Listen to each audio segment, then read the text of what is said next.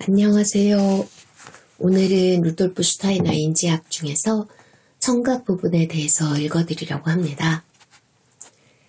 인간은 본질적으로 언제나 주변에 관심을 표명하고 또한 상대방의 반응을 기대하며 상호간의 관심 속에서 살아가는 존재입니다. 냉기는 태양이 사라진 지구라고 할 수 있으며 열기는 인간을 비롯한 지상의 만물이 우주와 합일되기를 바라는 요구라고 할 수 있습니다. 지구는 다시 태양이 되어야 합니다. 언젠가 지구는 태양을 떠나왔습니다. 그 흔적은 지구의 심층과 우리 영혼의 내면의 열기로 남아 있습니다. 화산작용과 관계된 지각현상에 대해 생각해 보십시오. 이 지구가 다시 태양과 합일될 수 있도록 열정을 다 바쳐 노력하는 것이 인류의 과제입니다.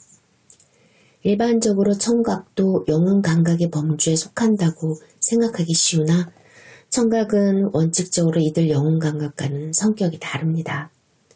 지금부터 이에 대한 설명을 해보기로 하겠습니다. 인간은 모두 자신의 고유한 체취를 갖고 있습니다. 또한 인간은 다양한 피부색으로 구분되고 미미하나마 체온도 사람마다 약간씩 다른 차이를 보입니다. 그런데 개인차가 나는 이런 기본적인 조건들은 인간이 임의로 조절하거나 변화시킬 수 있는 성질의 것이 아닙니다. 이에 반해 인간은 태어나는 순간부터 소리를 내며 또 인간이 낼 수 있고 변화시킬 수 있는 소리의 영역은 상당히 넓습니다. 인간은 물건이나 악기로 다양한 소리를 내고 연주를 하기도 하지만 인간 자체가 연주될 수 있는 하나의 악기이기도 합니다. 이를테면 휘파람을 불고 흥얼거리며 노래를 하거나 말을 하면서 인간은 혼자 또는 함께 소리를 만들어낼 수 있는 소리의 원천인 셈이지요. 우리 주변에는 언제나 시각적인 자극이 넘쳐 흐릅니다. 태양이 발산하는 열 에너지도 도처에 존재합니다. 하지만 소리가 차지하는 비중은 상대적으로 빈약합니다. 물론 바람결에 스치는 나뭇잎 소리, 폭포 소리, 파도가 부서지는 소리, 빗방울 떨어지는 소리, 천둥 소리, 산사태로 인해 눈이 쏟아져 내리는 소리나 동물들의 울음소리를 비롯하여 자연이 생성하는 다양한 소리들이 있습니다만 이 지구상에는 고요와 정적이 흐르는 영역이 훨씬 더 지배적이라고 할 수 있습니다. 우리는 그런 곳을 일부러 찾아가기도 합니다. 예를 들면 아무도 없는 조용한 방이나 고요한 숲속 또는 들판으로 나가서 거닐고 싶을 때가 있습니다. 물론 숲속에는 새소리가 들리기도 하지만 새들이 끊임없이 지저귀는 것은 아닙니다.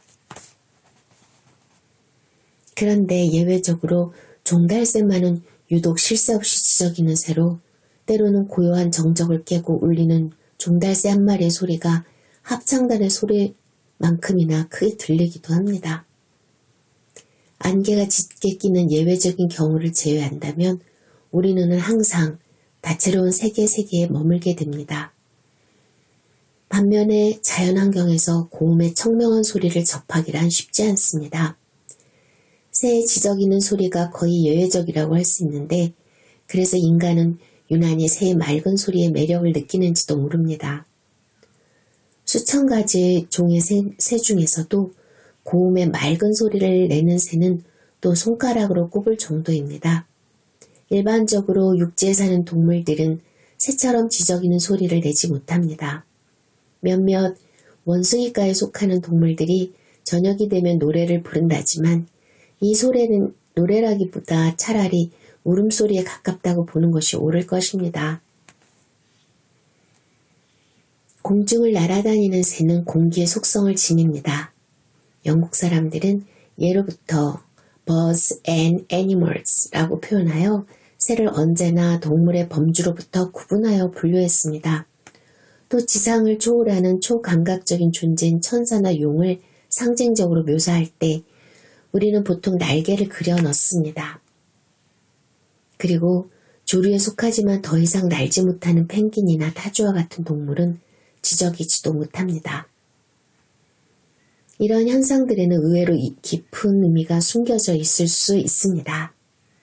위의 상황과는 정반대로 지구상에서 다양한 생은 거의 찾아보기 힘들고 대부분의 지역이 흑백으로 뒤덮여 있다는 상상을 한번 해봅시다. 암울한 분위기 속에서 우리는 답답함을 느끼며 때로 공포감마저 엄습하여 세계로 돌아가고 싶은 마음이 간절해질 것입니다. 또 지구의 어디를 가나 항상 다양한 소리가 뒤섞여 시끄럽게 울린다고 가정해 보십시오. 음악회가 시작되기 전 연주자들이 각기 자신의 악기를 조율하는 장면을 이에 비교해 볼 수 있겠지요. 제각기 자신의 악기에만 몰두하여 서로 다른 음을 내며 빚어내는 불협화음은 그 자체로 하나의 고문일 것입니다. 더욱이 이런 불협화음을 하루 종일 듣는다고 한번 상상해 보십시오. 여기에서 우리는 지금과 같은 구도로 세상을 창조한 신의 뜻에 대한 근원적인 물음을 한번 던져 봄직하지 않습니까? 지구상의 대부분이 고요와 정적으로 덮여있는 것은 인간이 바로 그 빈 공간을 채우라는 창조주의 심오한 의도가 담겨있는 것은 아닐까요? 성서는 태초에 말씀이 계시니라고 기록하며 말씀이 창조의 근원임을 밝히고 있습니다. 그렇다면 모든 것은 다시 창조의 근원인 말씀으로 돌아가야 하는 것은 아닐까요? 이 질문의 해답에 대한 생각을 바탕에 깔고 이제 우리는 소리의 세계에 좀 더 가까이 접근해 보기로 하겠습니다. 그렇다면 도대체 소리는 어떻게 생성되는 것일까요? 여러분이 태어나서 청동으로 만들어진 아름다운 종을 비롯하여 수많은 물건을 보기는 했지만 한 번도 소리의 세계를 경험하지 못한 채 성장했다는 가정을 해봅시다. 따라서 청동으로 만들어진 종이 보기에만 훌륭할 뿐 아니라 아름다운 소리도 낼 수 있다는 사실은 꿈에도 상상하지 못합니다. 그러던 어느 날 여러분들이 아름다운 청동 종에서 울려 퍼지는 맑고 신비한 소리를 듣게 된다면 여러분은 어떤 반응을 보이게 될까요? 아름답게 보이기만 했던 청동정에서 신비한 소리까지 울려 퍼지는 경이로운 체험에 여러분은 감탄을 금치 못하며 소리의 정체가 몹시 궁금해질 것입니다. 그런데 이 소리의 정체가 단지 정확하게 수치로 표시되고 그래프로 그려질 수 있는 단순한 음파의 진동에 불과하다면 여러분은 이와 같은 사실을 쉽게 믿을 수 있을까요? 음파의 진동과 우리가 인식하는 소리에는 어떤 관계가 있으며 또 우리는 이 관계에서 어떤 의미를 찾을 수 있을까요? 자, 그러면 물체에서 소리가 울리기 위해서는 어떤 조건이 충족되어야 할까요? 만약 우리가 물에 갠 젖은 점토 덩어리를 두드린다면 소리는 울리지 않을 것입니다. 물체에서 소리가 울리기 위해서는 지상의 물질이 아주 단단하게 굳은 상태라야 가능합니다. 하지만 이것이 소리가 울리기 위한 유일한 조건은 아닙니다. 예를 들어서 바닥에 놓여있는 상태의 청동은 아무리 두드려도 울리지 않습니다. 어떤 물체라도 바닥에 맞닿아 있는 동안은 소리가 울릴 수 없는 것입니다. 그러니까 물체에서 소리가 울리기 위해서는 아주 단단한 지상의 물질이 지상에서 분리되어야 합니다.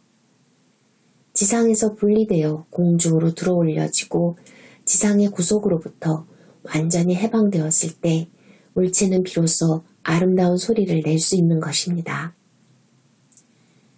가장 좋은 예로 금속을 들 수 있습니다. 고도로 경화되고 고온의 정제 과정을 통해 지상의 불순물이 완전히 제거된 후 공중에 뜬 상태의 금속 물질은 아마도 세상에서 가장 아름다운 소리를 낼 수 있을 것입니다. 그런데 마지막 조건은 현실적으로 충족되기 어렵겠지요. 물체를 공중에 띄우려면 어느 한 곳에는 반드시 매달아야 하기 때문입니다. 경화되고 정제된 금속을 지상에서 완전히 자유롭게 띄울 수만 있다면 그러한 상태의 물체를 두드릴 때 우리는 천상의 신비한 소리를 들을 수 있습니다. 그러니까 소리가 울리는 것은 단단한 고체의 물질에서 진동이, 즉 움직임이 생성되는 것입니다. 그렇다면 소리의 원천인 진동은 어떤 특성을 가지고 있을까요? 우리는 모두 지구가 자전한다는 사실을 알고 있습니다. 그리고 지구의 자전은 19세기 중반에 파리의 한 사원에서 유명한 푸코의 진자 원리로 증명되었습니다. 진자의 운동은 일정하지가 않습니다. 매 순간마다 진자의 속도는 변하게 되는데 진자는 진폭이 최정점에서 아래로 내려갈수록 속도가 점점 빨라지고 반대 방향으로 올라가면서 속도가 점점 줄다가 최정점에서 순간적으로 정지한 후 다시 속도가 빨라지며 내려오는 반복을 합니다. 진자의 운동은 이렇게 일정하지가 않고 진폭 안에서, 즉 자신 안에서 스스로 변화하며 움직입니다. 또 자기 안에서 스스로 변화하는 진자의 운동은 천체를 향하고 있습니다. 천체를 향한 진자의 수직면은 일정하지만 지구가 자전을 하는 관계로 지구에서 관찰하는 진자의 진동면은 지구의 자전 방향과 역방향으로 이동하는 것처럼 보입니다. 하지만 실제로 변하는 것은 지구인 것입니다. 음파의 진동도 이와 마찬가지입니다. 파동도 지상에서 분리된 진자와 같이 우주를 향하여 자기 스스로 움직이는 진동입니다. 물론 자연과학에서는 고체의 물질에서 울리는 진동과 진자의 운동을 종파와 횡파로 구별하지만 이러한 구별로 인해 진동이 가지는 본질적인 특성이 달라지는 것은 아닙니다. 이렇게 지상의 물질에서 초물질적인 것이 생성된다는, 즉 우주를 향한 움직임인 진동이 생성된다는 인식이 소리의 본질을 이해하기 위한 출발점입니다. 우리가 듣는 소리는 현세적인 물질이 초현세적인 어떤 상태로 변화된 것을 말합니다. 바로 이 점이 소리의 세계가 가진 기적입니다. 이 기적으로 인해 자체로는 움직일 수 없는 단단한 지상의 물체가 지상으로부터 해방되어 분리될 때 무한한 우주를 향해 웅대하게 움직이는 진동을 생성하며 아름다운 소리가 창출되는 것입니다. 소리의 본질에 대한 인식을 바탕으로 이제 우리는 이러한 소리를 지각하는 도구인 인간의 귀가 어떻게 작용하는지에 대해서 살펴볼 차례입니다. 인간의 귀는 외이와 중이, 그리고 내이의 세 부분으로 이루어져 있습니다. 외이는 다시 귓바퀴와 외이도, 그리고 고막으로 구성되며 중이는 이소골이라고 불리는 작은 세 개의 뼈로 연결되어 있습니다. 중이에서 가느다란 관이 입으로 이어지는데 우리가 감기에 걸렸을 때 답답함을 느끼게 되는 것은 바로 이 관이 막히기 때문입니다. 이 관은 발견한 사람의 이름을 따라서 유스타키오 관이라 부릅니다. 내이는 다시 소리를 감지하는 달팽이관과 평형 감각을 유지하는 세방고리관으로 구성되는데 이 세방고리관을 우리는 삼반규관이라고 부릅니다. 청각기관도 우리 신체의 다른 감각기관과 마찬가지로 피부의 한 표면이 분화되어 생성되었습니다. 소위 아감구멍이라고 불리는 칼로 벤 자국과 같은 형태가 피부의 한 표면에 생기게 되는데 이곳에서 인간의 호흡, 그리고 소화와 관계된 기관도 함께 발생하여 분화됩니다. 이러한 과정은 태아의 초기 단계에서 이미 관찰이 가능한데 태아의 뇌에서 눈의 흔적이 점차 피부 바깥을 향하여 밀려나갈 때 귀로 변화하여 발달하게 될 피부의 표면의 아감 구멍은 점차 안으로 밀려 들어갑니다. 그러니까 귀도 원래 발생된 위치에서 다른 곳으로 이동하여 생성된 것입니다.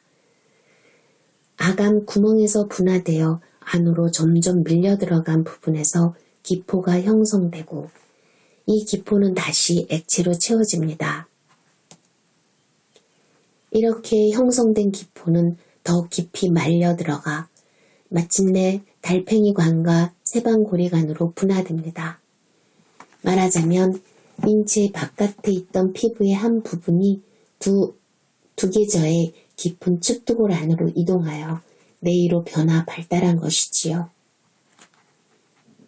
다른 포유동물들과 비교해보면 인간의 뇌처럼 깊이 들어가 자리하고 있는 경우는 없습니다.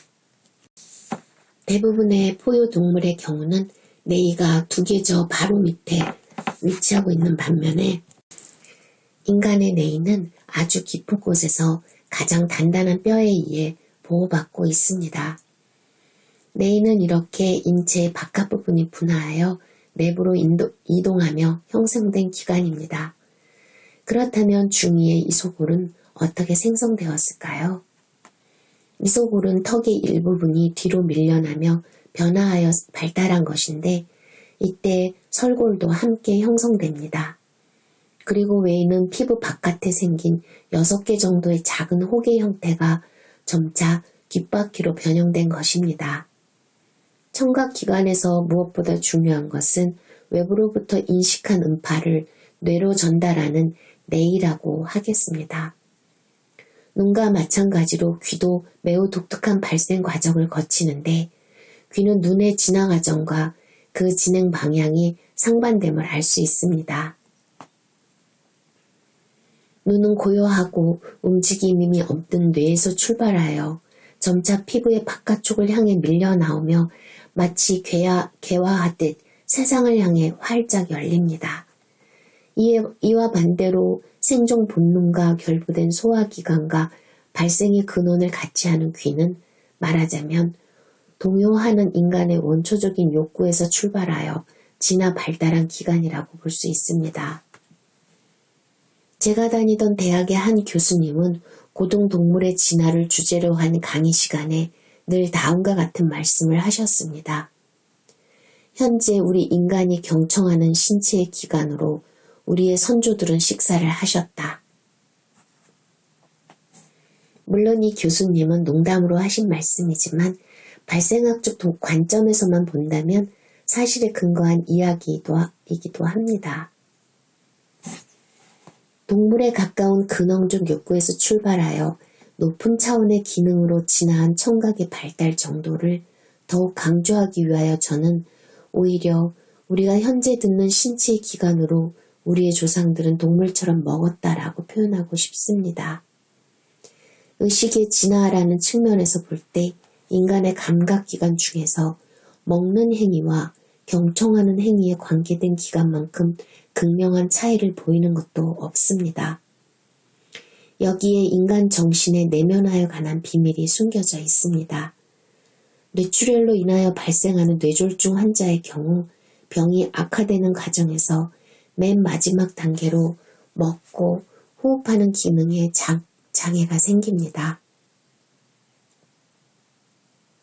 이를테면 먹고 숨을 쉬는 기관은 인간이 생명을 유지하기 위한 가장 기본적인 근원이므로 이 기관들은 특별히 보호받는 구조를 하고 있는 것이지요.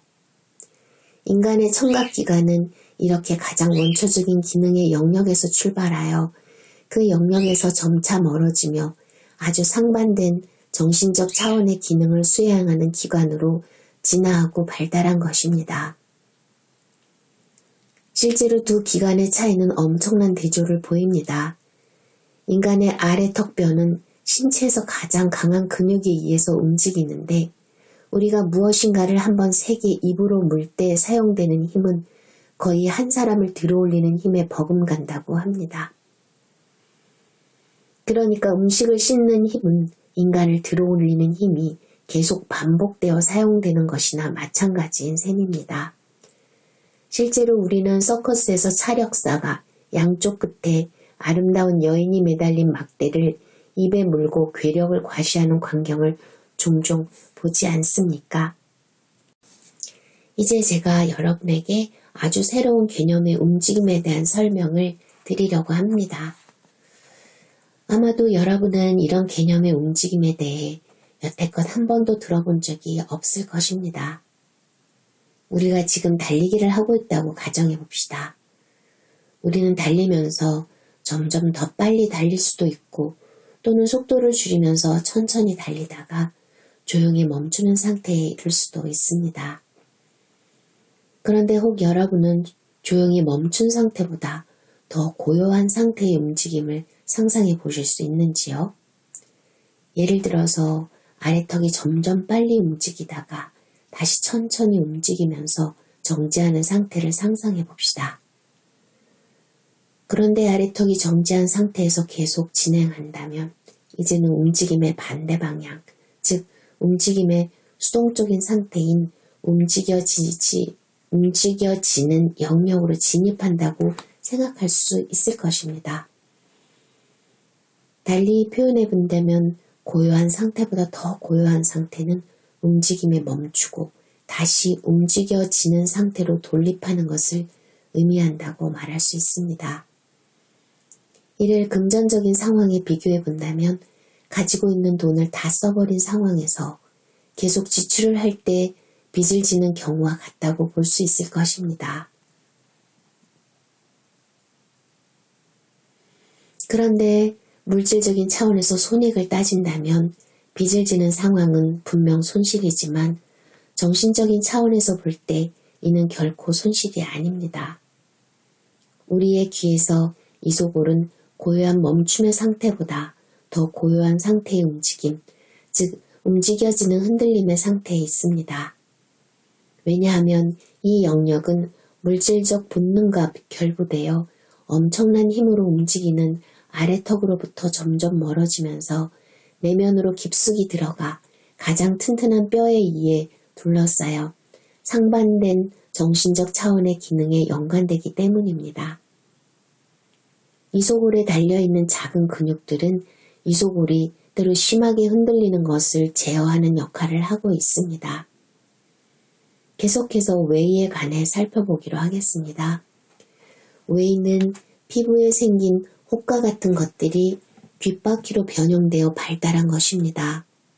그런데 인간 귓바퀴의 형태에서 특이한 점은 납작하게 머리에 딱 붙어 있다는 것입니다. 예를 들어서 말의 귓바퀴는 깔때기의 형태로 머리 위에 우뚝 서 있습니다. 이렇게 인간과 말의 귓바퀴 형태가 다른 이유는 무엇일까요? 대화를 할 때 상대방의 소리를 잘 듣기 위해서 때로 우리는 손으로 작은 깔때기를 만들어 귀에다 대기도 합니다. 그렇다면 깔때기의 형태가 인간에게 더 유용할 수도 있지 않을까요? 그런데 인간이 만약 말처럼 깔때기 형태의 귓바퀴를 하고 있다면 인간이 귀로 소리를 더욱 잘 감지할 수는 있겠지만 결코 경청하지는 못할 것입니다. 말은 귀로 경청하는 것이 아니라 본다는 사실에 유의하시기 바랍니다. 그렇기 때문에 말은 귓바퀴를 자유자재로 움직일 수 있습니다. 인간의 귓바퀴도 근육으로 구성되어 있기는 하지만 인간에게 있어서 이 능력은 퇴화하여 더 이상 움직일 수 없습니다. 여기에서 우리는 기능과 무관하게 형태만 갖춘 인간의 신체 기관을 보게 됩니다. 귓바퀴가 없다고 해도 실제로 인간이 듣는 기능에는 특별한 지장이 없기 때문입니다. 깔때기 형태를 하는 동물들의 귓바퀴는 둘레의 끝이 날렵한 모양을 하지만 인간의 귓바퀴는 둘레가 뒤로 부드럽게 말려 들어간 형태를 합니다. 이 형태의 미학에는 뒤로 물러서는 자제의 의미가 상징적으로 담겨 있습니다. 역설적으로 들릴 수도 있겠으나 인간의 귓바퀴는 청력의 기능과 무관하기 때문에 우리의 몸에서 가장 아름다운 기관이라고 말할 수 있습니다. 왜냐하면 특정한 용도에 따라서 생산되는 공산품과는 달리 미적 아름다움이 그 자체로서 존재의 가치를 결정하는 예술작품은 그 어떤 기능도 가지지 않기 때문입니다. 지금까지의 설명을 바탕으로 여러분은 이제 어렴풋이나마 청각과 인간 정신의 연관성을 이해할 수 있을 것입니다. 인간의 정신은 영혼보다 높은 차원에 속합니다.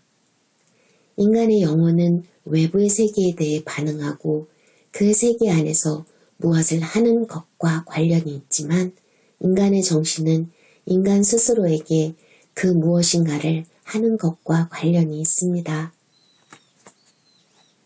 청각에서 가장 인상적인 점은 본능적인 자기보존과 연관된 영역에서 출발하여 그 영역으로부터 점점 멀어지며 거리를 두고 형성된다는 것입니다.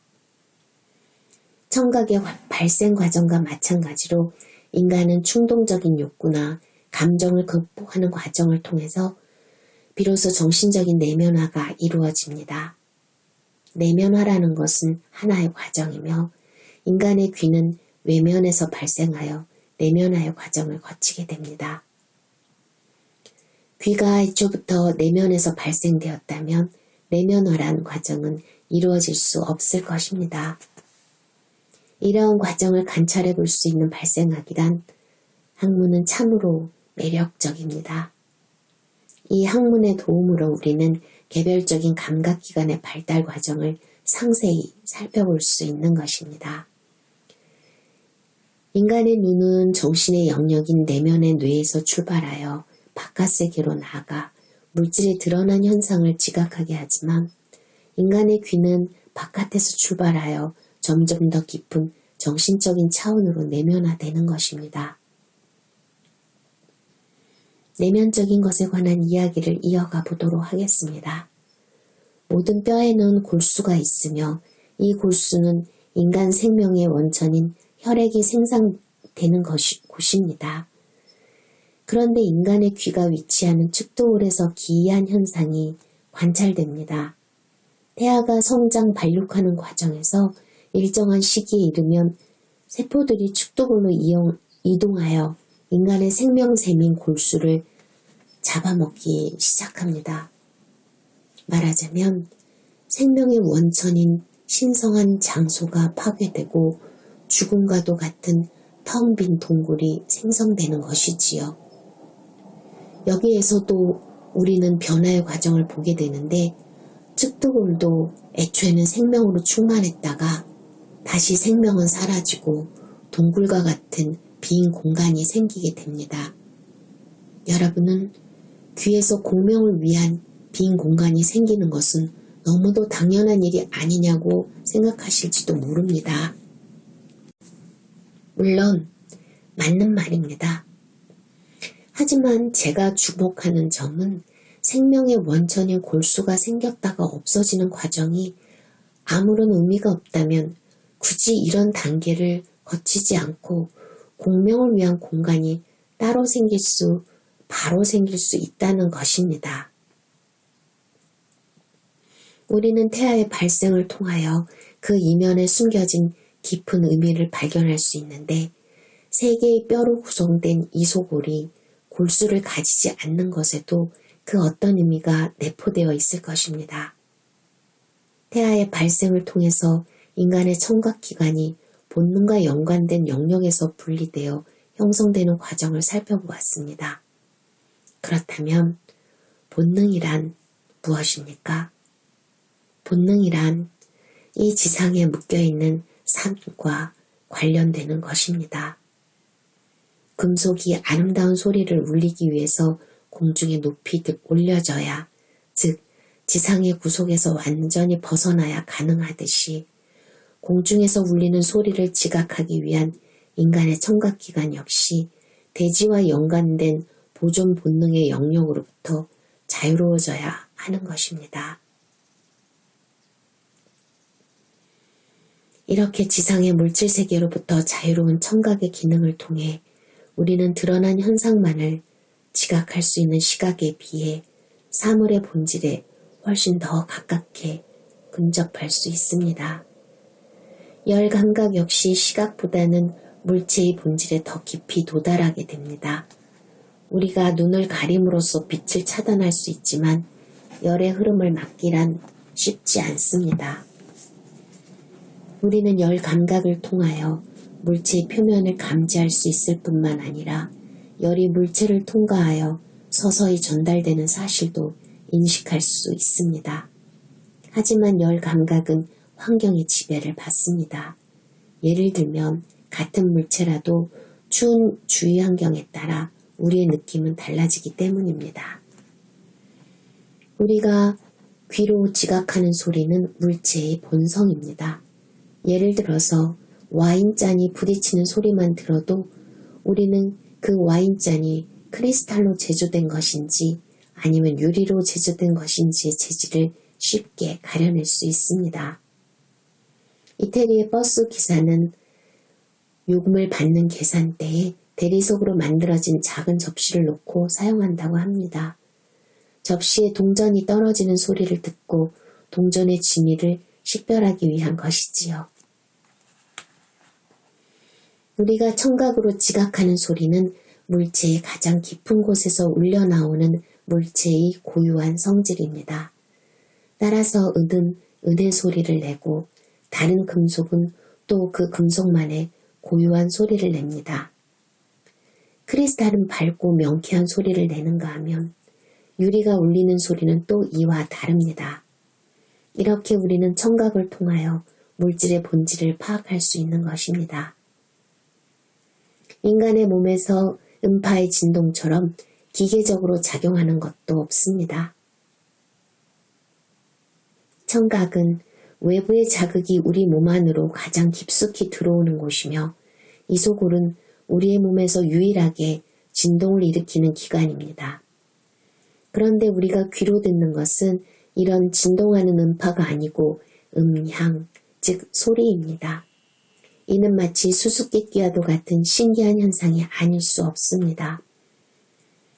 청각기관에서 일어나는 일련의 과정은 분명 기계적인 작용에 불과하며 음향은 기계로 측정 가능하고 모든 소리는 음파의 진동수로 정확하게 나타낼 수 있습니다.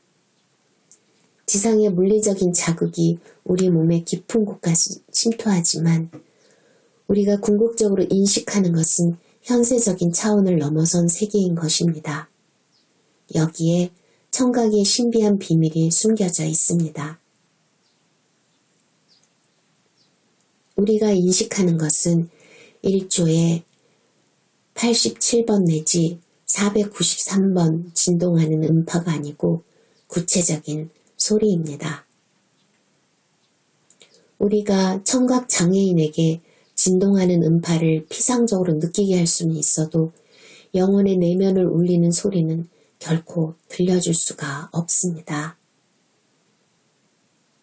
청각의 내면화와 관련된 기능의 이해를 돕기 위해서 지금부터 하나의 새로운 용어를 사용하려고 합니다. 지우다가 바로 그것입니다. 그렇다면 도대체 내면화란 무엇을 의미하는 것입니까?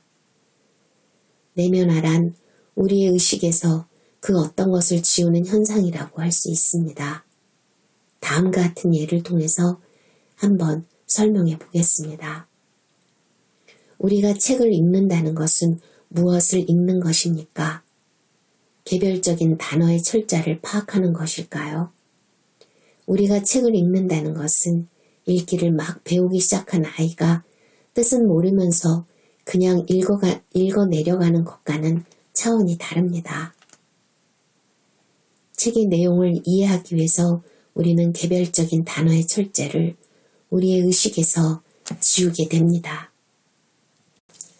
책을 읽을 때 또 하나의 특이한 현상은 우리의 귀도 함께 작용한다는 사실입니다.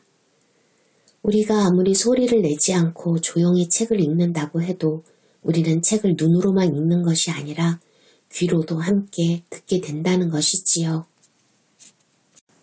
예전에는 사람들이 주로 소리를 내어 책을 읽었습니다. 오늘날에도 읽기를 배우기 시작하는 아이들은 입으로 소리를 내어 읽습니다. 말하자면 아이들은 여전히 본능과 연관된 기관을 함께 사용한다고 볼 수 있겠지요. 책의 내용을 이해하기 위해서 개별적인 철자를 우리의 의식에서 지우게 되듯이 청각도 소리를 인식하기 위해서 진동하는 음파를 의식에서 지우는 과정을 거친다고 할 수 있습니다. 우리의 귀에 1차적으로 전달되는 것은 음파의 진동이지만 우리가 궁극적으로 인식하는 것은 음향이기 때문입니다. 이렇게 인간이 귀로 지각한 지상의 물리적인 자극을 의식에서 지울 수 있는 것은 인간의 청각기관이 지상의 본능과 연관된 영역으로부터 해방되어 심오한 차원으로 내면화되었기 때문에 가능한 것입니다. 1차적으로 지각한 자극을 의식에서 지우고 더 높은 차원의 음량을 인식하는 일련의 과정에 대한 이해를 통하여 우리는 청각의 본질을 더욱 깊이 이해할 수 있습니다. 그런데 우리가 소리를 인식하기 위해 지우는 것은 단지 음파만이 아니며 음계도 지우게 됨을 알 수 있습니다. 예를 들어서 우리가 피아노 건반에서 C음을 치고 나서 다시 오음계의 차이가 나는 G음을 친다고 합시다.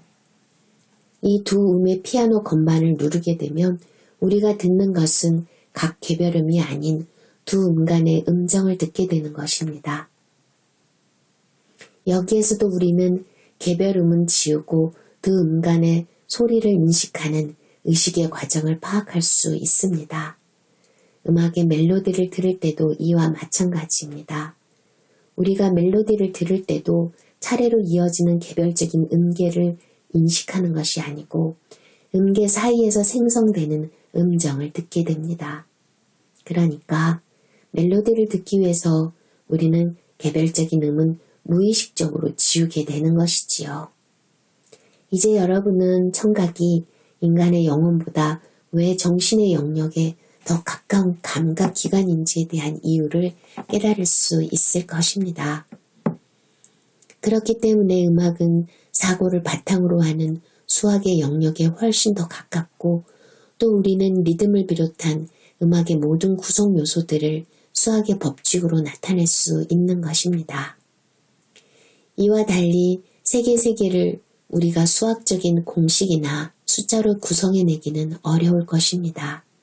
모든 음량은 음파의 진동수로 측정될 수 있고 음정의 관계도 정확하게 숫자로 계산될 수 있습니다. 이렇게 수치의 관계로 표현되는 수학은 인간이 내면으로 듣고 이해하는 정신세계와 관련이 있는 것입니다.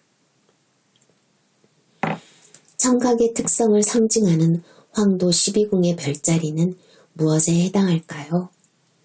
청각과 관련된 별자리의 상징을 그림으로 표현해보면 개자리와 청각의 연관성을 우리가 한층 쉽게 이해할 수 있습니다. 보시다시피 개자리의 형상은 우리가 하나의 세계가 끝나는 곳에서 또 하나의 새로운 세계가 시작되는 나선형의 모양을 하고 있음을 알 수 있습니다. 그렇다면 개자리가 상징하는 이 두 세계는 과연 어떤 관계에 있을까요? 이에 대한 답을 얻기 위해서 우리는 먼저 나선형에 관한 일반적인 현상에 대해서 살펴볼 필요가 있습니다. 무한한 천체를 살펴보면 수천 개의 별로 이루어진 거대한 나선형의 성운을 볼 수 있습니다. 그런데 나선형의 성운을 비롯하여 우리가 육안으로 관찰할 수 있는 우주의 수많은 별들은 어떻게 생성되는 것일까요? 우주 창조의 대원리에 따르면 모든 가시적인 것은 비가시적인 세계에 그 근원이 있다고 합니다. 그러니까 창조된 만물은 그것이 우리가 눈으로 볼 수 있는 별이든 성운이든 혹은 나선형 성운이든지 간에 모두 보이지 않는 세계에서 비롯한다는 것입니다. 우리가 시각으로 인지하는 모든 가시적인 세계는 비가시적인 실체에서 떨어져 나온 나머지 반이라고 할 수 있습니다. 따라서 우주 창조의 근원 법칙을 축약하면 다음과 같습니다. 모든 피조물은 근원적인 실체에서 분리된 것이며 근원적인 실체의 본질적 특성은 피조물에 그대로 옮겨간다. 이와 같은 우주 창조의 대원리는 소우주인 인간의 육체에도 그 형태를 드러내는데 바로 인간의 장기, 특히 장이 나선형의 형태를 하고 있습니다. 태아의 반류 과정을 통하여 관찰해보면 인간의 장이 생성되는 초기에는 단순한 관의 형태를 띠다가 일정한 시점에 이르면 갑자기 선회하기 시작하면서 나선형으로 변합니다. 우리 몸의 크기에 비해서 엄청나게 긴 장의 길이로 인해 차지하는 면적을 최소화하려는 자연의 이치는 쉽게 납득할 수 있습니다. 그러나 그렇다고 해서 굳이 나선형의 형태를 가져야 할 필연성이 있는 것일까요? 우주의 성운처럼 인간의 장이 나선형의 모양을 하는 것에 그 어떤 의미와 상징이 내포되어 있는 것은 아닐까요? 자, 그러면 우리 몸에서 장은 어떤 작용이 일어나는 곳입니까? 미각편에서 우리가 음식물을 섭취한다는 것은 대우주의 한 조각을 소유진 우리 몸의 구성체로 받아들이는 과정이라고 했습니다. 이러한 과정에서 음식물은 본래의 형태와 구조를 완전히 버리고 새로운 물질로 거듭나야 합니다. 외부 세계에 존재하던 형태로는 우리 몸에 흡수될 수 없기 때문입니다. 그러니까 섭취된 물질이 장벽을 통해 흡수되고 우리 몸의 일부로 동화되기 위해서는 외부 세계에 속하는 이질적 구조나 특성은 모두 소멸되어야 하는 것입니다.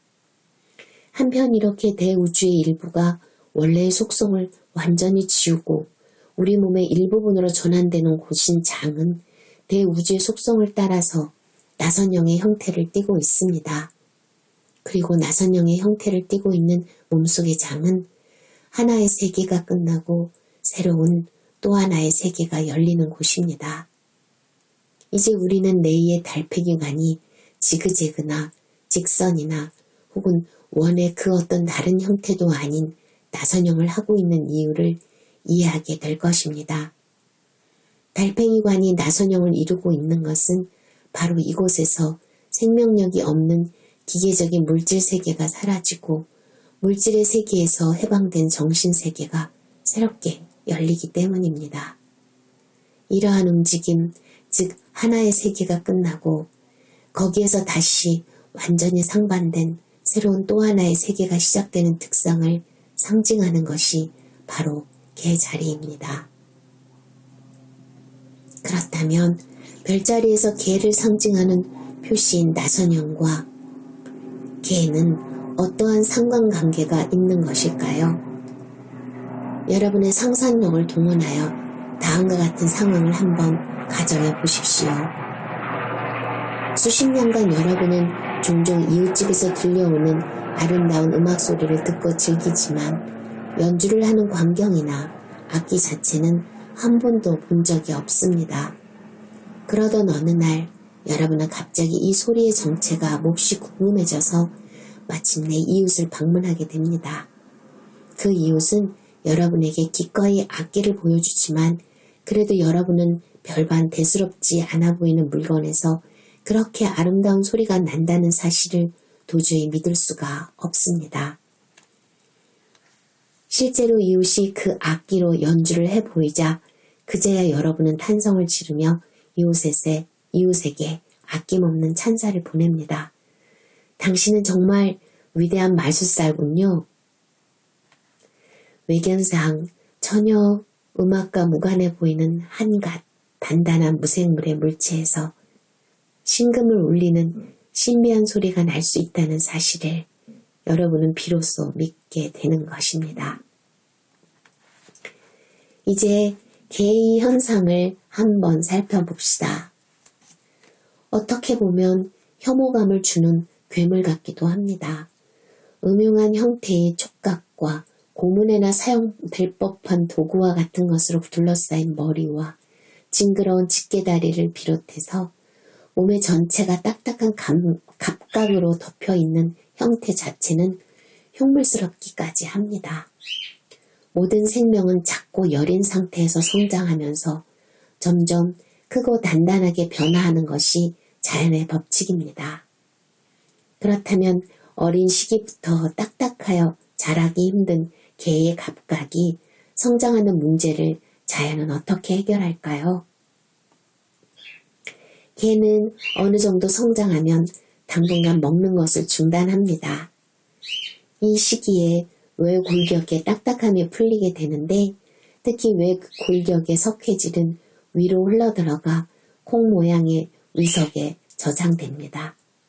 이때 부드러워진 개의 감각도 함께 성장하는 것입니다. 개가 탈피를 마치면 위에 저장된 석회가 다시 주변부로 흘러들어가 감각은 원래의 상태대로 딱딱해집니다. 개는 이러한 물질화와 탈물질화의 과정을 반복하면서 성장하는 마력을 지니고 있습니다. 자연에 신비한 현상들이 많지만 마치 죽은 생명이 부활하듯이 경직된 조직에 다시 생명이 흐르며 성장하는 개의 탈피 현상은 실로 감동적입니다. 하나의 악기가 천상의 아름다운 소리를 내기 위해서는 지상의 단단한 물질로 만들어지고 다시 이 지상의 단단한 물질로부터 해방되어야 합니다. 단단한 개의 감각이 성장하기 위해 딱딱한 물질로부터 탈피하여 새로운 생명으로 거듭나는 반복적인 과정을 필요로 하는 것처럼 말입니다. 다시 말해서 악기에서 나는 아름다운 소리도 딱딱한 물질로부터의 탈피라고 할 수 있는 것입니다. 여담이지만 이렇게 석회질을 흡수하여 저장하는 개의 위섭은 조직 경화증과 같은 성인병에 놀라운 치료 효과를 보인다고 합니다. 선천적으로 심한 청각장애를 가지고 태어난 아이는 유감스럽게도 예술가의 길을 걸을 수 없습니다. 비단 음악 분야뿐만 아니라 조각가나 화가 또는 건축가의 직업을 선택하는 데에도 제약을 받습니다. 그러니까 예술에 종사하기 위해서는 청각의 이상이 없어야 가능한 것입니다. 인간은 누구나 음악을 즐기고 따라 흥얼거리기도 합니다. 이런 맥락에서 볼 때 우리는 청각을 예술 감각이라고 할 수 있을 것입니다. 제가 지금까지 설명한 것을 바탕으로 이제 다음의 질문을 던져보겠습니다. 몸의 중심을 유지하는 균형 감각과 소리를 지각하는 청각이 같은 뿌리에서 발생하여 귀라는 신체의 같은 기관 내에 위치하고 있는 까닭은 무엇일까요? 이에 대한 해답을 찾는 것은 마치 하나의 수수께끼를 푸는 것과 같습니다. 우리가 자연과학의 도움으로 문제에 대한 실마리를 찾을 수는 있지만 이 현상을 우리는 자연과학의 지식체계만으로는 결코 설명할 수 없습니다. 우리가 앞에서 살펴보았듯이 청각과 균형 감각은 외피에서 분화되어 생긴 기포에서 발생합니다. 그런데 청각과 균형 감각이 같은 근원에서 출발하여 발생하는 것은 두 기관이 대조적인 성격을 가지는 상반된 관계에 있기 때문이라는 것을 알 수 있습니다. 우리가 지상에서 중심을 잡기 위해서는 균형 감각을 필요로 합니다. 우리가 지상의 물질적인 차원을 극복하고 더 높은 세계를 올라서기 위해서는 먼저 균형 감각을 이용하여 지상에서 똑바로 설 수 있는 것이 전제되어야 할 것입니다. 그리고 이런 현세적인 삶의 기반에서 더 높은 차원의 세계, 즉 우주를 향한 정신세계로 도약하는 것은 청각을 통해 소리를 경청함으로써 가능합니다. 왜냐하면 청각은 지상의 물질적인 것이 지상으로부터 해방되어 정신적 차원으로 고양되는 곳이기 때문입니다. 두 기관의 상반된 성격을 통해 우리가 내적인 균형을 유지하기 위해서는 외적인 균형을 차단해야 함을 알 수 있습니다. 음악을 감상하는 것은 마음의 산책을 즐기듯이 우리가 끊임없이 고음과 저음, 빠른 음과 느린 음, 혹은 강한 음과 약한 음 사이에서 내적 균형을 유지하는 것입니다. 우리는 이런 균형이 깨어진 곡에서는 감동을 느끼지 못합니다. 일반적으로 사람들은 음악 감상을 하면서 머리를 끄덕이거나 박자를 맞추는 사람이 음악에 훨씬 더 심취해 있다고 생각하기 쉽습니다. 하지만 우리가 음악에 몰입하기 위해서는 손가락 하나 까딱하지 않고 완전히 몸이 이완된 상태라야 합니다. 그러니까 몸의 긴장이 풀리면 풀릴수록, 몸의 균형이 깨어지면 깨어질수록, 즉 우리가 우리의 육체를 의식하지 않으면 않을수록 우리는 더욱더 음악에 깊이 빠져들 수 있는 것입니다. 다시 말해서 현세적인 것과 밀착된 감각이 차단될수록 초현세적인 속성을 지닌 감각의 기능이 촉진되는 것입니다. 이를테면 사용되지 않은 균형 감각의 공간이 공명을 위한 공간으로 제공되어 청각의 기능이 향상되는 것처럼 말입니다. 하지만 이것이 가능하기 위해서는 먼저 균형 감각 기관의 존재가 전제되어야 합니다. 그렇다면 음악의 본질적인 특성은 무엇입니까? 음악은 음의 고적, 음의 장단, 그리고 음의 세기와 같은 기본적인 요소들로 구성됩니다. 우리가 이 세 가지 요소에 익숙해진다면 그 어떤 음악이라도 쉽게 연주할 수 있을 것입니다. 여러분과 함께 다음과 같은 실험을 한번 해보기로 하겠습니다. 처음에는 아주 저음에서 출발하여 점점 더 고음으로 올라가는 소리를 들려드릴 것입니다. 손으로 자연스럽게 음의 고절을 따라 움직이는 시도를 한번 해보십시오. 일반적으로 사람들은 저음에서 손을 낮게 내리고 음이 높아짐에 따라서 손도 점점 함께 높이 올리는 것을 볼 수 있습니다. 이와 마찬가지로 우리의 몸도 저음은 몸의 밑부분에서, 고음은 몸의 윗부분으로 올라가면서 울리고 가장 높은 음은 머리에서 울리는 것을 느끼게 됩니다. 이렇게 음의 고저에 따라서 밑에서 위로 올라가는 움직임으로 생기는 하나의 선은 1차원의 세계입니다. 이 간단한 실험을 토대로 이제 좀 더 깊이 있는 내용에 대해서 살펴보기로 하겠습니다. 현대의 생리학은 신경을 두 가지로 분류합니다. 우리가 듣고 보고 냄새 맡는 등의 감각적인 자극을 인식하는 감각신경과 근육을 움직이게 하는 운동신경이 그것입니다. 후자는 쉽게 검증될 수 있습니다. 근육과 연결된 신경에 충격 전파를 가하면 근육은 수축합니다. 이러한 시험이 알려진 후 사람들은 생명현상을 단순한 전기자극의 신호체계로 파악하려는 경향이 강해졌습니다. 루돌프 슈타이너는 이 견해를 강력하게 반박했습니다. 루돌프 슈타이너에 의하면 신경은 자극을 수용하고 인식할 수 있을 뿐 결코 자극을 불러일으킬 수는 없다는 것입니다. 신경은 프로세스의 마지막 단계에 작용하는 것이며 자극을 불러일으키는 의지는 프로세스의 처음 단계에서 작용하는 것입니다. 이 프로세스는 끊임없이 되풀이되는 신진대사의 과정을 말합니다. 우리의 신체는 소모된 에너지나 배출될 물질을 보충하기 위해서 지속적으로 수분과 양분을 섭취하고 호흡을 합니다. 또 우리는 의지에 따라서 근육을 움직일 수 있습니다. 보통 자연과학에서는 인간의 뇌와 영혼을 일방적으로 묶어서 이해합니다. 하지만 인지학에서는 인간의 감정생활을 뇌와 연관시키지 않고 호흡이나 혈액순환을 일으키는 심장박동과 같은 신체의 반복적인 리듬 체계와 관련이 있다고 설명합니다. 우리는 매일 이것을 느끼고 체험하며 살아가고 있습니다. 이런 새로운 인식을 바탕으로 우리는 최소한 왜 인간이 음악을 들으면 가만히 있지 못하고 움직이거나 춤을 추고 싶은 충동을 일으키게 되는지 이해할 수 있는 것입니다.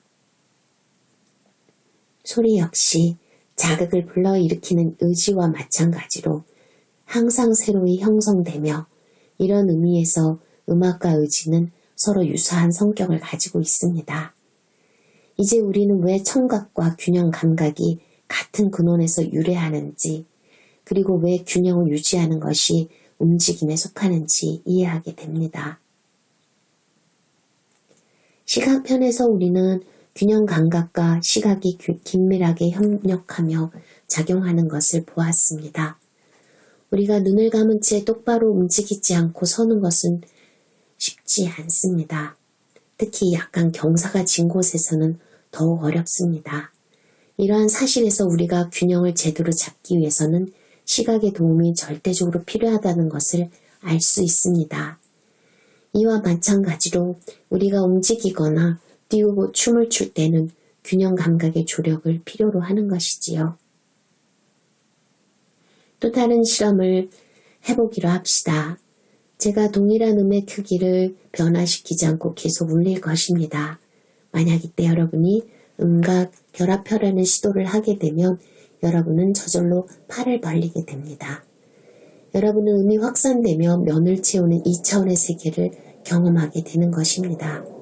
이제 동일한 음의 크기를 점점 더 세게 하여 힘을 실어보겠습니다.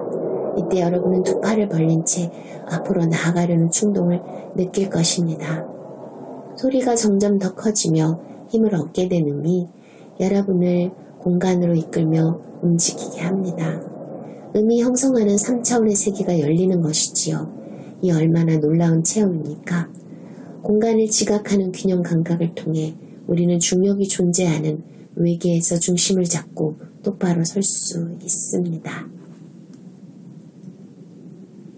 균형 감각 편에서 제가 균형을 유지하는 세방고리가는 근육의 긴장도를 뇌로 전달하는 운동신경과 연결되어 있다고 했습니다. 음악도 균형 감각과 마찬가지로 우리를 공간으로 이끕니다. 하지만 음악이 이끄는 세계는 우리가 육체를 통해 경험하는 차원과는 다른 내면적 3차원의 공간입니다. 그러니까 우리가 음악을 듣는다는 것은 지상의 중력계를 벗어나 내면의 공간을 거니는 것을 말합니다. 중력계를 초월한 세계라고 해서 아무런 중심 없이 떠다니는 것을 의미하는 것이 아니고 언제나 정신적인 차원의 균형을 유지하는 것을 말합니다. 템포가 느린 음과 빠른 음, 고음과 저음이 적절히 균형을 이루는 아름다운 조화 세계를 추구하는 것을 말합니다. 이번에는 좀 특이한 실험을 해보기로 하겠습니다. 날카로운 물건으로 칠판을 긁으면 소름이 끼치는 듯한 묘한 소리가 납니다. 물론 이때 나는 소리를 진정한 의미에서의 소리라고 할 수는 없을 것입니다. 왜냐하면 이 소리는 귀로 듣는 것이 아니라 피부로 듣기 때문입니다. 실제로 우리는 이러한 소리를 듣게 되면 마치 소리가 살갗을 스치는 듯한 오싹함을 느끼게 됩니다. 이와 같이 극단적으로 거부감을 일으키는 소리는 인간의 내면으로 침투하지 못하고 피상적인 상태에 머문다는 것을 알 수 있습니다. 그런데 바이올린의 아름다운 선율은 이와 다릅니다. 불협화음이 없는 깨끗한 바이올린의 소리는 피부의 표면에만 머물지 않고 마치 손으로 부드럽게 쓰다듬듯이 우리의 피부 속으로 와 닿으며 감동을 줍니다. 하지만 바이올린에서 나는 소리라 할지라도 틀린 음이나 찢어지는 듯한 소리는 칠판의 물체가 긁히는 소리와 마찬가지로 우리에게 거부감을 일으킵니다. 바이올린의 선율과 같이 다양한 악기에서 나는 소리의 떨림을 우리 몸은 각기 다른 부분에서 감지합니다.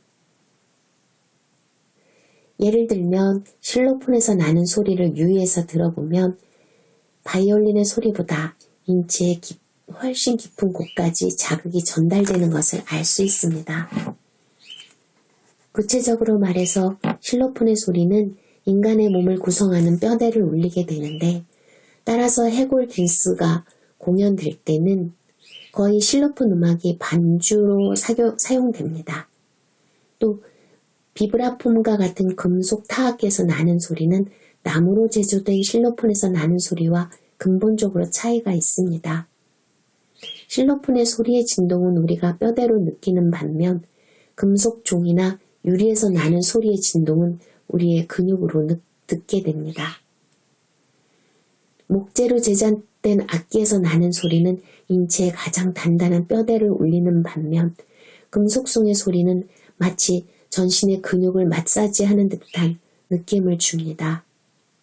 음의 진동을 온몸으로 느끼게 하는 금속성의 물질이 소리의 세계에 가장 가깝다고 할 수 있습니다. 플루트 소리 역시 인체 깊은 곳까지 와 닿지만 목재나 금속 타악기와는 미치는 영역이 또 다릅니다. 플루트의 소리의 떨림을 우리는 주로 신체의 호흡기 계통으로 받아들이는데 저음은 뱃속까지 이르고 고음은 머리의 작은 빈 공간을 울립니다. 바이올린의 소리가 피부를 쓰다듬는 느낌을 주는가 하면 플룻의 소리는 우리 몸의 호흡기에 와닿는 느낌을 가지게 합니다. 그런데 플룻은 우리가 연주할 수 있는 악기일 뿐만 아니라 우리 스스로 하나의 플룻이라는 느낌을 가지게 하는 악기입니다. 말하자면 호흡을 하는 존재인 인간은 입술로 우 또는 위라는 모음의 형태를 만들어 스스로 하나의 악기처럼 소리를 낼 수 있다는 것이지요. 또 다른 관악기의 예로 호른과 트럼펫을 들 수 있습니다.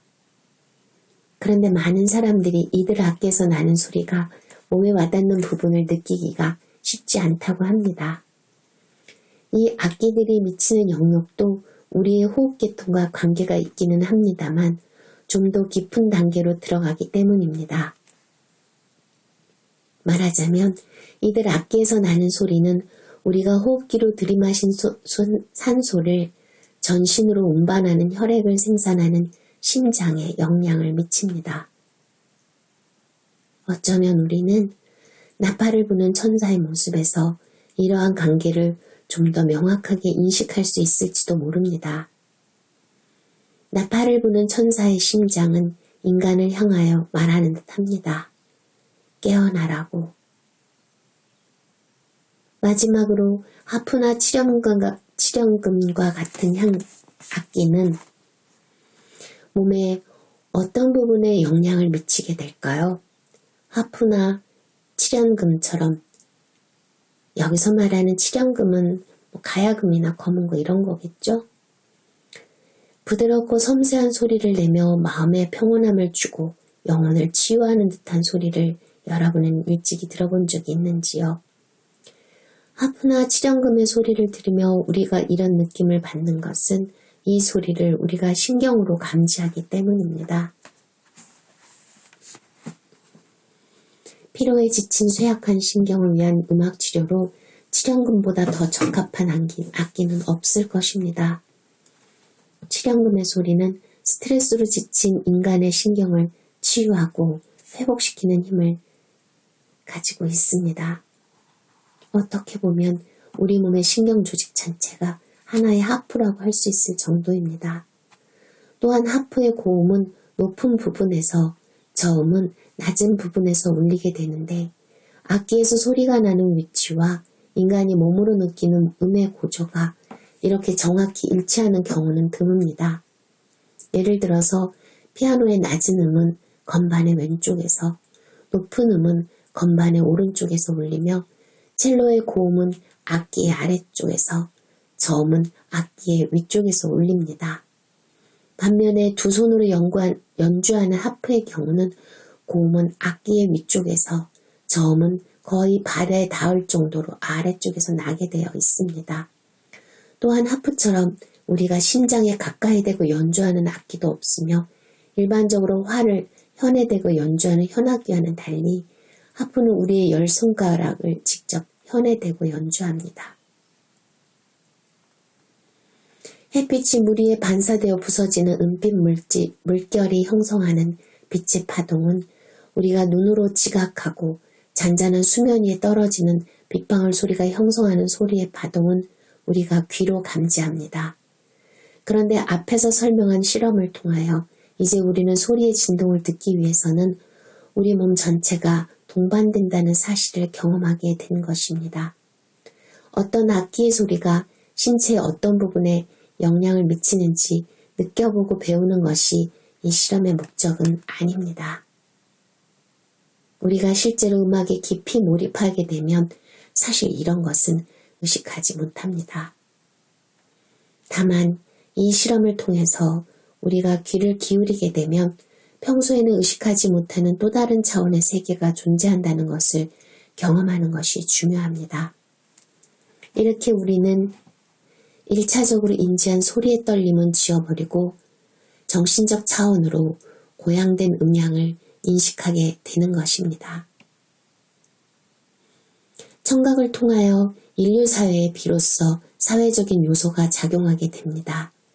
앞에서 살펴보았듯이 우리가 먼저 음파의 진동을 몸으로 받아들이지만 소리를 인식하기 위해서는 육체로 인식한 음파의 진동은 무의식적으로 지워버리게 됩니다. 그러니까 우리가 남의 말에 귀를 기울이기 위해서는 자신의 육체적인 것을 넘어서서 정신적 차원에서 타인에게 몰입하는 것을 의미합니다. 이렇게 청각을 통하여 인간은 서로의 소리를 들으며 관계를 형성해 나가는 것입니다. 그렇다면 청각의 정신적인 기능을 가능하게 하는 힘의 원천은 무엇일까요? 인간이 소유한 정신적 차원의 능력은 이미 앞에서 살펴본 감각기관들과 모두 연관이 되고 더 이상 남아있는 영역이 없습니다. 하위 감각기관인 생명감각, 고유운동감각과 균형감각은 인간으로 하여금 육체적으로 활동하는 것을 가능하게 합니다. 그리고 인간의 정신적인 힘의 영역은 4개의 영혼 감각기관에 나누어져 있습니다. 우리가 지금까지 살펴보았듯이 후각은 의식혼과 인간의 의지가 작동하고 미각은 감성혼과 인간의 감정이 작용하며 시각은 감각혼과 인간의 사고력이 작용하고 열감각은 아스트랄체와 인간의 직접적인 관심이 작용합니다. 보시다시피 청각과 연관될 만한 인간의 정서적인 영역은 남아있지 않습니다. 이와 관련하여 루돌프 슈타이너는 인간은 스스로의 힘으로는 들을 수 없으며 어떤 다른 존재의 도움을 필요로 한다고 했습니다. 여기에서 루돌프 슈타이너가 말하는 다른 존재란 바로 천사의 영혼입니다. 남의 말에 귀를 기울이기에는 너무나 이기적인 인간은 자신의 영혼만으로는 들을 수가 없으며 단지 천사의 영혼이 함께 도와줄 때에만 비로소 남의 말을 경청할 수 있습니다. 진정한 의미의 사회적인 공동체, 즉 아무런 욕심 없이 서로에 대한 사랑으로 이루어진 이상적인 인간사회는 인류사에서 아직 찾을 수가 없습니다. 그러한 공동체가 도래하기까지는 아직도 많은 시간이 필요하다고 합니다. 물론 우리는 사회적인 존재로 행동하고 이웃을 사랑하려는 노력을 하며 사랑합니다.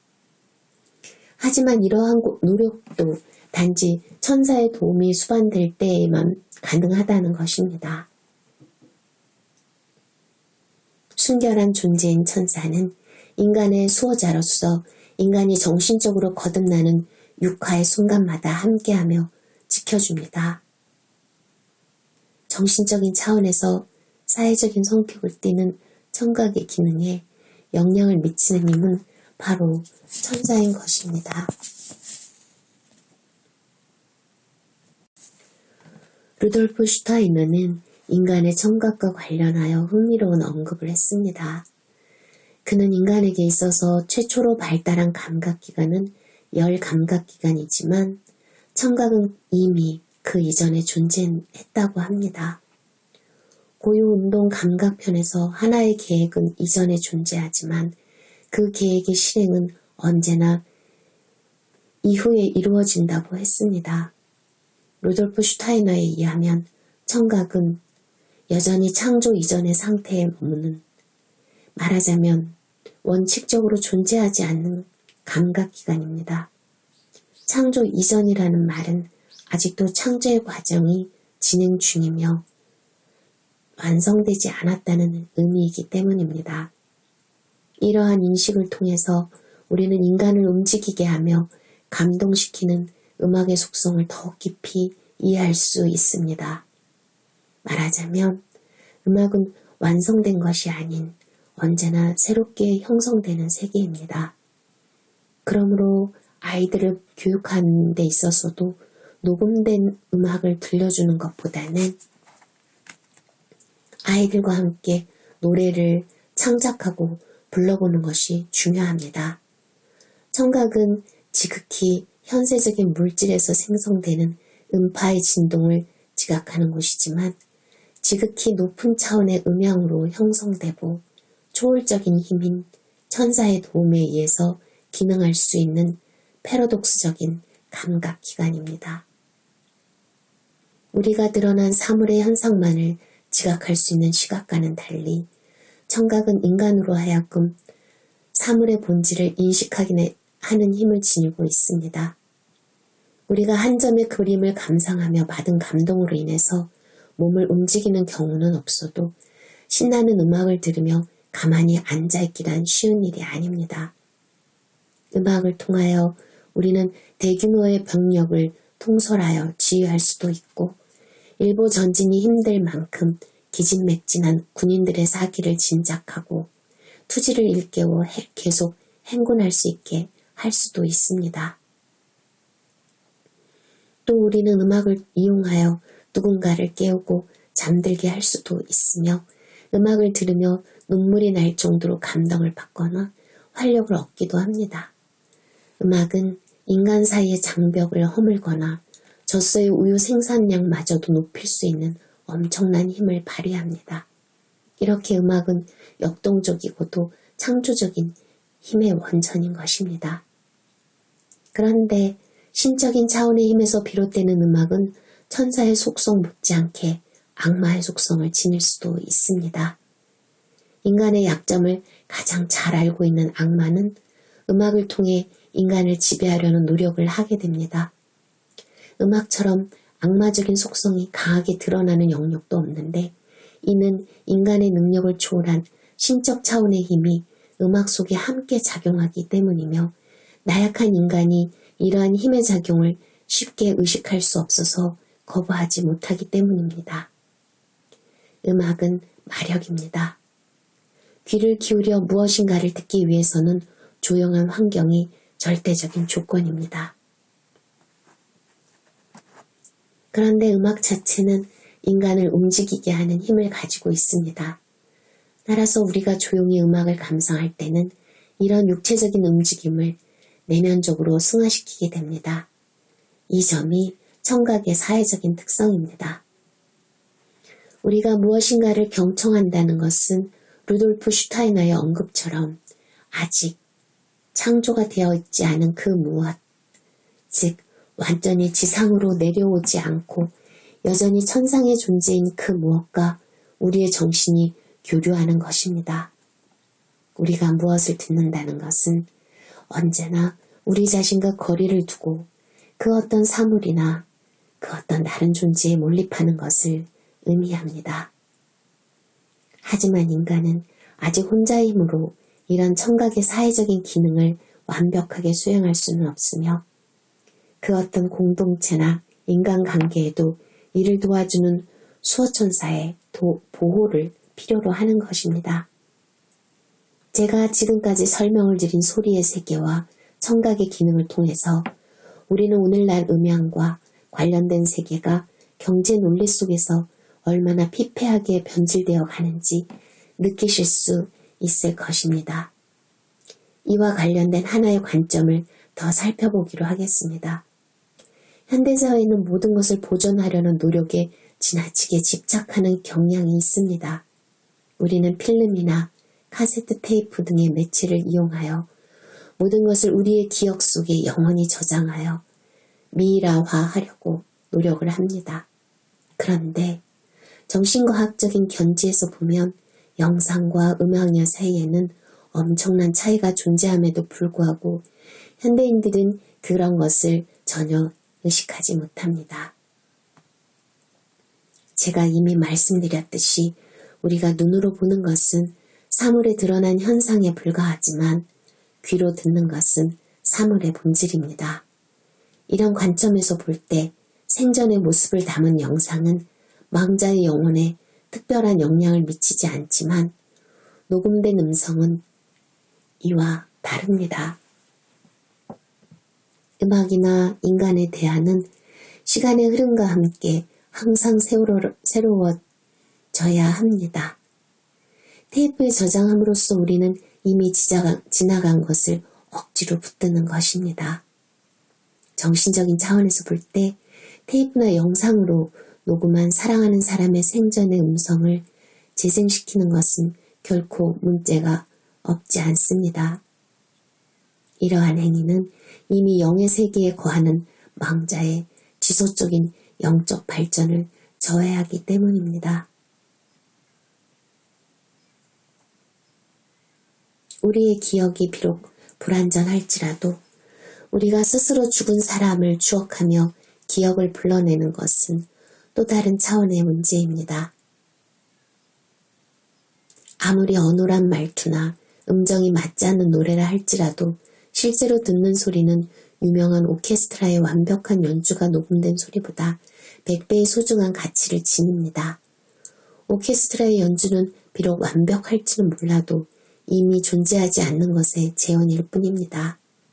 이런 음향의 세계에서 절대적으로 중요한 것은 창조적이고 현존하는 본질에 대한 가치입니다. 마지막으로 청각의 놀랍고도 섬세한 기능에 대해서 잠깐 언급하고자 합니다. 우리는 소리가 나는 방향을 감지할 수 있으며 소리가 나는 쪽을 향하여 항상 고개를 돌리게 됩니다. 고개를 돌림으로써 우리는 소리가 나는 곳을 인식하는 것입니다. 머리에서 가장 바깥 부분에 위치한 귀는 아마도 조금 더 빨리 소리가 나는 곳에 도달할 수 있을 것입니다.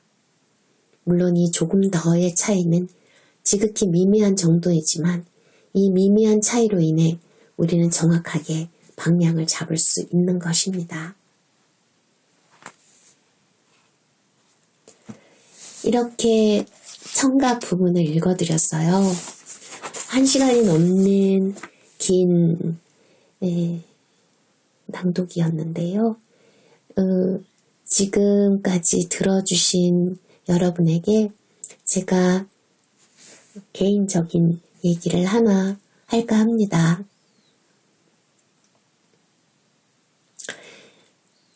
저의 엄마는 지금 92세예요. 근데 엄마는 노화가 시작이 되면서 청각이 어두워졌어요. 그래서 그게 일반적인 그런 나이보다 훨씬 더 빨리 찾아오게 된 거죠. 그래서 저는 성장하고 엄마란 어떤 존재인지 이런 것을 깊이 알게 되면서 더욱 엄마하고 대화를 나누고 싶었죠. 근데 그게 가능하지가 않게 된 거예요. 전화 통화도 할 수 없고 지금은 정말 완벽하게 통화를 할 수 없지만 그전에는 소리 지르면서 그래도 할 수는 있었어요. 커다랗게 소리 지르면서. 그래서 어쨌든 엄마와 마주 앉아 대화하는 것도 힘들어졌고 그래서 결국은 필담을 나누게 됐었죠. 작은 칠판을 사이에 두고 제가 엄마한테 제가 하고 싶은 얘기를 써드리면 엄마는 거기에 말로 대답하시는 거죠. 그렇게 참 오랜 세월을 지났었는데 제가 엄마에게 갔을 때 제 남동생이 투덜거리는 거예요. 엄마가 요즘 너무 노래를 하기 때문에 정말 너무 괴롭다고요. 도와주시는 아주머니도 그런 말씀을 하시더라고요. 어머니께서 끊임없이 노래를 하시고 무슨 말씀을 하신다고요. 일종의 치매의 일종인 것 같았어요. 전조증상이라고 그럴까?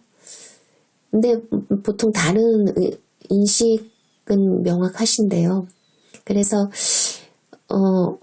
엄마에게 이렇게 엄마하고 마주 앉았는데 엄마가 제게 그러시는 거예요. 나 요즘 자꾸 머릿속에서 노래가 들려 그래요. 그래서 그래요? 그랬더니 그 노래 한번 들어볼래? 그러시는 거예요. 네, 그랬더니 엄마가 노래를 불러줘요. 근데 음정이 잘 안 맞고 막 고음 올라갈 때 꺾이고 막 그러는 거죠. 그 명확한 발음도 잘 들을 수는 없어요. 근데 엄마가 얘기해 주시는 거예요. 이 노래 공명이 뭔지 알아? 그래서 모르겠는데? 그랬더니 님의 소리야. 그러시는 거예요. 님의 소리? 그랬더니 내용은 알겠니? 그러시는 거예요. 모르겠는데? 그랬더니 이러는 거예요. 이거의 내용은 우리가 몰랐을 때는 세상 사는 게 전부 고생이지만 우리가 깨닫고 나면 그게 선물이라는 걸 알게 돼. 고생이 아니라 선물이고 축복이야. 그러시는 거예요. 엄마는요, 사실 저는 명상하는 사람이지만 엄마는 명상이라든가 깨달음이라든가 이런 단어를 들어본 적도 없고 엄마는 그런 쪽에 관심이 없었어요. 그런데 그런 얘기를 하는 거예요. 저는 순간 할머니 막혔어요. 멍하게 엄마를 쳐다보고 있었죠. 그러면서 제가 느낀 게 뭐냐면 엄마하고 나하고 필담을 나누지 않고 대화를 하고 있다는 거였어요. 엄마가 속삭이듯이 말하는 내 목소리를 알아듣고 거기에 대한 답을 하는 거예요. 엄마, 내가 그렇게 부르니까 엄마가 이러시는 거예요. 요즘 나는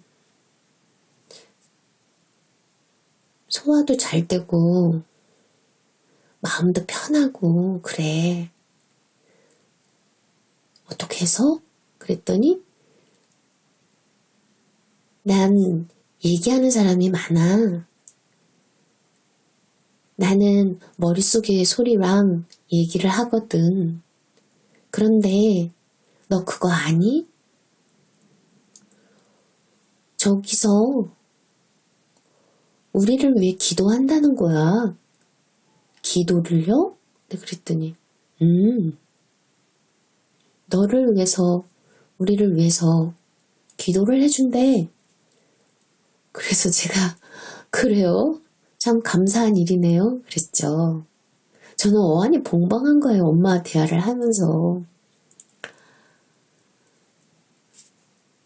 그런데 더 깜짝 놀랄 일은 엄마가 갑자기 이러는 거예요. 네, 제 막내딸이에요. 네, 놀러 왔어요. 그러면서 저를 바라보면서 이러는 거예요. 너 안 들려? 아니, 나 아무것도 안 들리는데? 그랬더니 인사해. 인사해. 너를 알고 있는 분이야. 이러는 거예요. 아니, 졸지에 저는 안녕하세요. 저는 엄마의 막내딸 윤탁이라고 합니다. 이렇게 인사를 했어요. 그렇게 엄마와 대화가 정말 신비한 대화가 가능하게 됐고요. 그러면서 엄마는 점점 더 우리가 알 수 없는 세계와 대화를 하더니 일상 속에서 조금 더 힘들어지게 된 거죠. 누군가 찾아온다고 옷을 곱게 입고 기다리기도 하고 현관문을 열고 나가서 그 사람을 기다리기도 하고 이런 일들이 벌어지기 시작한 거예요. 물론 엄마의 거동이 그렇게 활발하진 않지만 이렇게 벽을 짚고 기둥을 짚고 이렇게 나가는 수준이지만 말이죠. 동생이 그러는 거예요. 엄마 치매인 것 같은데 신경정신과 가서 진찰을 받고 약을 드려야겠다고. 그래서 제가 그랬죠. 하더라도 조금만 나중에 하면 안 될까? 엄마가 평생 대화도 하지 못하고 그렇게 지냈는데 엄마가 많이 외로웠을 텐데 엄마가 요즘 행복하잖아. 우리는 볼 수 없지만 누군가와 대화를 할 수 있고 엄마가 몸도 편하고 마음도 편안하다고 하시잖아. 그러면 굳이 우리 기준에 맞춰야 될까? 그냥 조금만 더 지켜보면 안 될까? 그렇게 했었죠. 그랬더니 동생이 알았다고 하더군요. 그러면서 그 엄마가 그 도를 넘어서서 자꾸만 바깥에 날이 추운데도 새벽인데도 나가는 일이 많아졌고 동생은 위험성을 감지하게 된 거죠. 그래서 병원에 모시게 됐고 약을 처방받아서 엄마에게 드리게 된 거죠. 그 이후 어떻게 됐냐면 엄마는 점차 소리가 들리지 않게 됐어요. 머릿속에서 엄마가 표현하는 하늘에서 소리가 들리지 않게 됐고 엄마는 점차 말이 없어지게 됐고 방에서 밖으로 나가지 않게 됐고 그냥 마냥 앉아있게 됐었죠. 엄마가 그렇게 머리에서 나는 소리를 들으실 때는 또 수도 없이 글을 쓰셨어요. 그 말을 받아 적는 거죠. 받아 적으면서 대답하면서 무슨 이상한 주문이라고 하기도 하고 제가 생각하는 만트라죠. 그것을 반복하게 되면 소화가 안 되는 사람이 소화가 잘 되고 잠을 못 자는 사람이 잠을 자게 되고 뭐 이러면서 그런 것들을 계속 써내려가기도 하고 이랬었죠. 급기야는 동생이 펜과 종이를 치워버렸는데 온 달력, 종이, 벽에까지 전부 빈 공간이란 공간에는 엄마가 글을 썼던 거죠. 어떻게 그 쓰는 필기구를 찾아내는지 모르겠어요. 근데 결국 그 행위도 약을 처방받고 약을 드시기 시작하면서 사라지게 됐어요. 왜냐하면 들리지 않으니까요, 소리가. 저는 루돌프 스타이너의 이 청각에 관한 부분을 읽어드리면서 생각을 하게 됐어요. 엄마가 그게 어떤 생리적인 문제, 물리적인 문제로 청각이 이상이 생겼는지 모르지만 엄마가 다시 듣기 시작하면서 천상의 세계와 연결이 되고 그 목소리를 들을 수 있게 되고 그 목소리를 들을 수 있게 되는 그 기간 동안에 물리적인 사람들의 소리도 들을 수 있게 됐다는 거. 그래서 지금은 어쩔 수 없는 상태이지만 저는 많이 슬퍼요. 엄마가 그 소리를 들으면서 대화를 나누면서 행복했었는데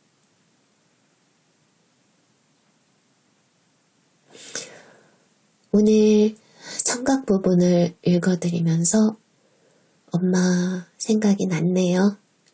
읽는 도중에 비행기도 지나가고 제가 키우는 앵무새 새가 제 목소리가 밖으로 새어나갔는지 계속 빽빽 소리를 질렀어요. 앵무새가 빽빽 저렇게 소리를 지를 때는 저를 부르는 소리거든요. 평소에는 더 부드럽고 아주 예쁘게 종알대는데요. 죄송했어요.